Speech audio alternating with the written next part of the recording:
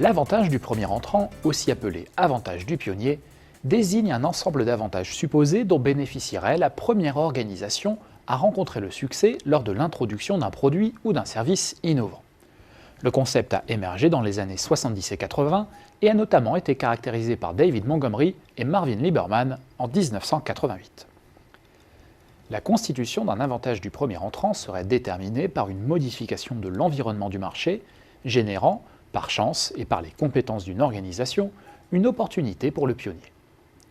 À supposer que cette opportunité soit saisie et exploitée efficacement, elle peut générer d'importants bénéfices.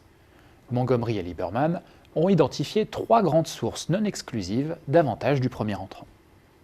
Première source, le leadership technologique. Dans ce cas de figure, le premier entrant bénéficie d'une situation favorable, assise notamment sur la courbe d'expérience. Rappelons que la courbe d'expérience désigne l'avantage d'efficience basé sur l'expérience cumulée acquise par une entreprise.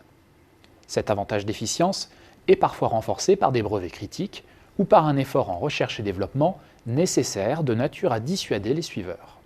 C'est un cas de figure particulièrement courant dans l'industrie pharmaceutique par exemple. Deuxième source, la préemption d'actifs rares faite par le pionnier au détriment des suiveurs. Ces actifs peuvent être de nature très diverse.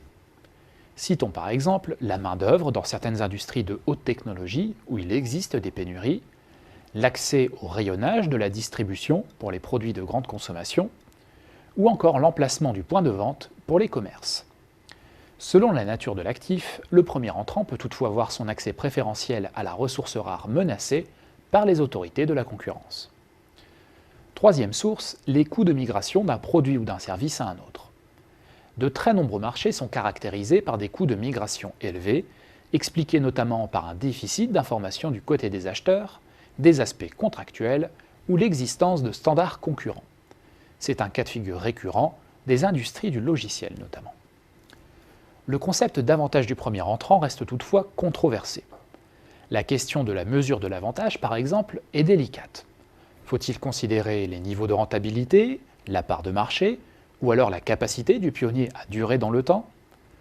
De la même manière, définir qui est réellement le pionnier sur des marchés mondialisés où les alliances sont nombreuses est parfois délicat. Montgomery et Lieberman, mais aussi bien d'autres après eux, montrent également que le retard peut parfois être très utile. On parle parfois même d'avantage aux deuxièmes entrants ou aux entrants tardifs.